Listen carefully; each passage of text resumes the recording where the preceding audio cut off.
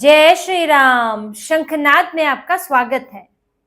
कुंठा में, निराशा में, हताशा में व्यक्ति दूसरों के ऊपर अपना गुस्सा निकालने लगता है, अपशब्द बोलने लगता है, गालियां देने लगता है।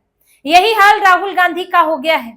राहुल गांधी के ऊपर हार की कुंठा इस कदर छाई हुई है, उनकी कोशिशें इस तरह विफल हो रही है कि राहुल गांधी अब संसद के अंदर गाली गलौज अपशब्दों पर उतर आए हैं, झूठ बोलने पर उतर आए हैं और उनके इस रवैये पर अब बीजेपी भी बेहद गंभीर हो गई है।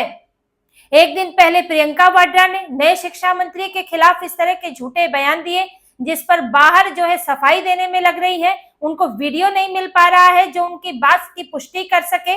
अगले दिन आकर आज राहुल गांधी ने उससे भी ज्यादा घटिया व्यवहार संसद के अंदर किया है।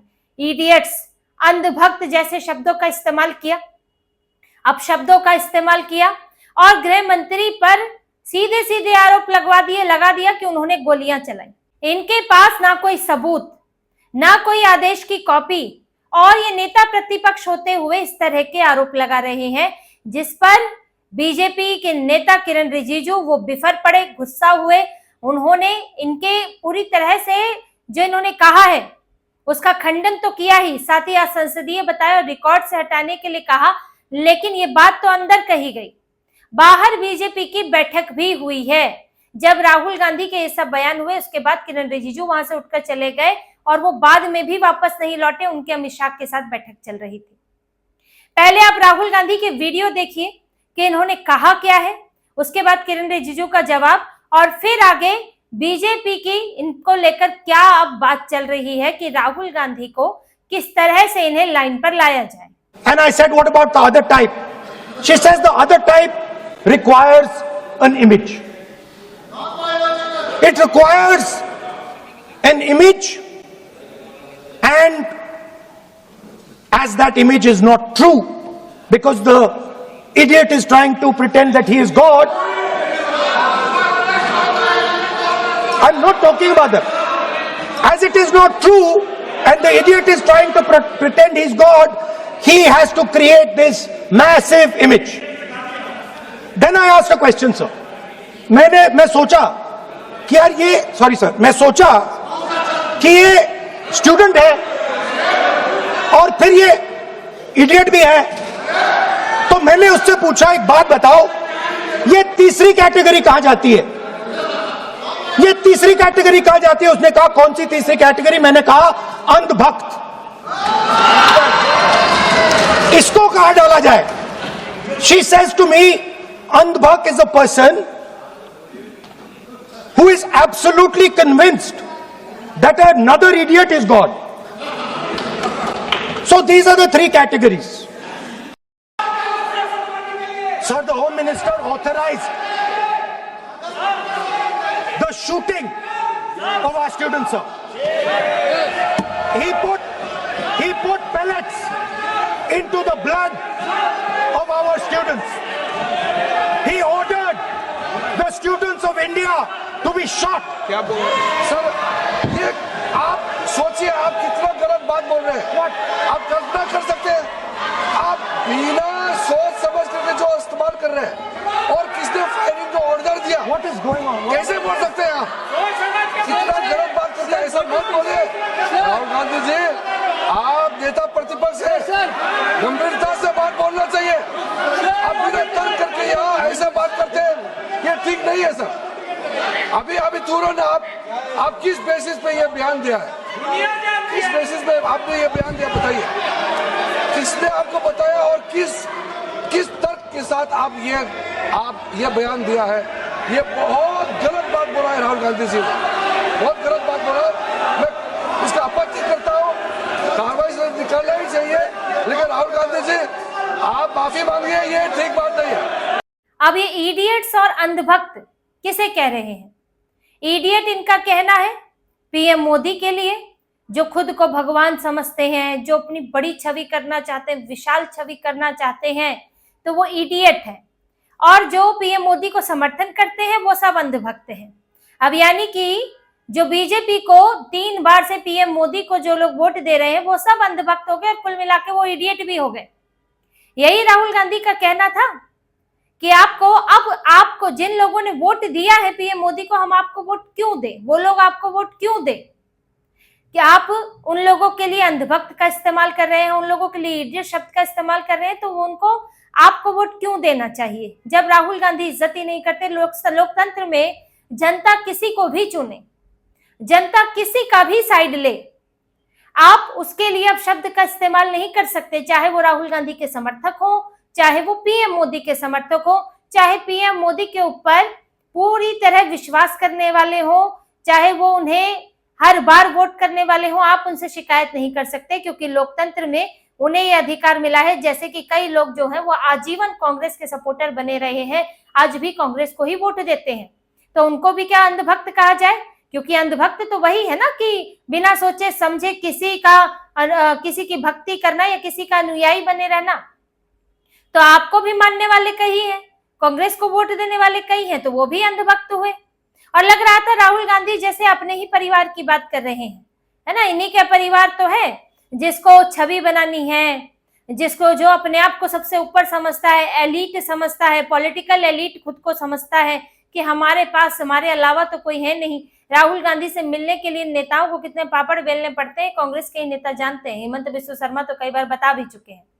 तो इनकी जो इनके अंदर की अपनी भावनाएं हैं, जो ये अपने लिए समझते हैं, वो इन्होंने पीएम मोदी के लिए कह दिया। असल में इनका हाल यही है। अब रही बात गोली मारने वाली बात, गोली का आदेश देने की, पैलेट गन जो चलाई गई, आप इनके शब्द देखिए, मतलब उन्होंने शूट करने का ऑर्डर दिया। आप एक तरह से शूट करने के लिए जानबूझ के बोलते हैं कि गोली और पैलेट के बीच का अंतर खत्म हो जाए, यही दिखाने की कोशिश करते हैं। और पैलेट चलवाई, सीने पर चलवाई, जैसे कि पीएम मोदी ने अमित शाह ने, गृह मंत्री अमित शाह ने कोई नरसंहार कर दिया। कितनी जो है लाशें गिर पड़ी हैं दिल्ली में, यहाँ तो खून निकले हुए पुलिस वालों के, वो बेचारे जो है घायल हुए हैं, और आपके पास कोई आदेश की कॉपी नहीं। अभी इस मामले में जांच चल रही है, ये नहीं सामने आया है कि किसने आदेश दिए थे या बिना आदेश के जो है वो पैलेट गन चलाई गई। जिसने बिहार में गोलियां चलाई उसको सस्पेंड कर दिया गया, और वो तो खैर बिहार का मामला हुआ। दिल्ली में पैलेट गन जिसने चलाई, अब पूछताछ चल रही है। गृह मंत्री वैसे भी डायरेक्ट मिनट में आदेश नहीं देते हैं, ये कोई ऐसा वॉर जोन नहीं चल रहा है। ये एक प्रोटोकॉल होता है कि भाई संसद में कोई घुसने की कोशिश कर रहा है, उसको रोका जाना है। अब उसके लिए पुलिस को ऑथराइज किया जाता है और पुलिस अपनी स्ट्रैटेजी बनाती है। मुख्य फैसले होते हैं जो कोई किसी बड़े फैसले के लिए दोबारा मंत्री के पास जाया जाता है। ऐसा नहीं होता अरे सर गोली चला दे, अरे सर लाठी चला ले, अरे सर पैलेट गन चला ले, ये बार बार नहीं पूछा जाता है। ये जो वहां पे सड़क पे मौजूद पुलिस अधिकारी हैं वो अपने ऊपर के अधिकारी से पूछते हैं, ये होता है पूरा मामला। और राहुल गांधी ने सीधे सीधे बिना जांच के नाम ले लिया।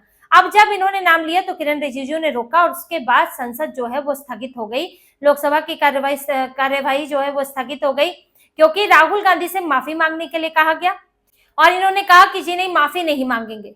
इसके बाद किरण रिजिजू की अमित शाह से मुलाकात हुई है, और उसमें ये चर्चा हुई है, बीजेपी की बैठक हुई है इसको लेकर। किरण रिजिजू वापस नहीं आए थे बाद में कि राहुल गांधी अपनी हद से ज्यादा निकल रहे हैं।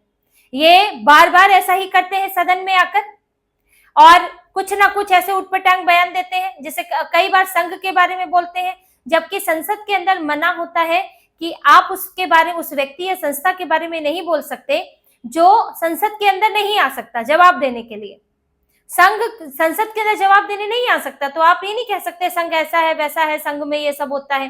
जैसे बार बार कह रहे हैं कि संघ के लोगों को एजुकेशन सिस्टम में घुसा दिया गया है, प्रशासन में घुसा दिया गया है, और संघ के ऊपर भी, उसकी कार्यप्रणाली पर भी आप आरोप लगा रहे हैं। तो पहला नियम तो ये तोड़ते हैं, और ऐसा ही इन्होंने अनिल अंबानी जो है अडानी के लिए किया था। उसके अलावा जब गृह मंत्री वहां नहीं है और उनके ऊपर इतना गंभीर आरोप लगा रहे हैं, और वो कायर है, फलाना है, सो कॉल्ड गृह मंत्री, यही गृह मंत्री है जो तुमसे नक्सलवाद खत्म नहीं हो रहा था। तुम्हारी पूरी पार्टी ने 60 साल का जोर लगा लिया था, लेकिन अपने ही शासनकाल में 12 साल के अंदर नक्सलवाद खत्म करा दिया है सो कॉल्ड गृह मंत्री ने।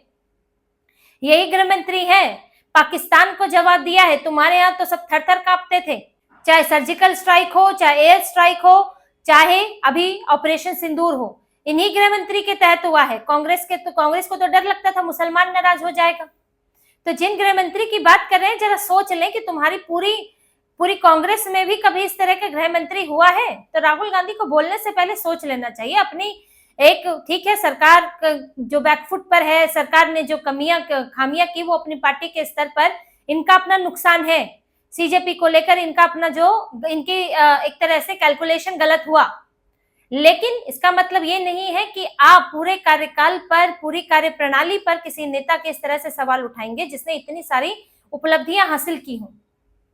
तो राहुल गांधी को सोच लेना चाहिए बोलने से पहले, और यही बात अब बीजेपी में हो रही है कि इनको तो किसी तरह से कंट्रोल करने की जरूरत है।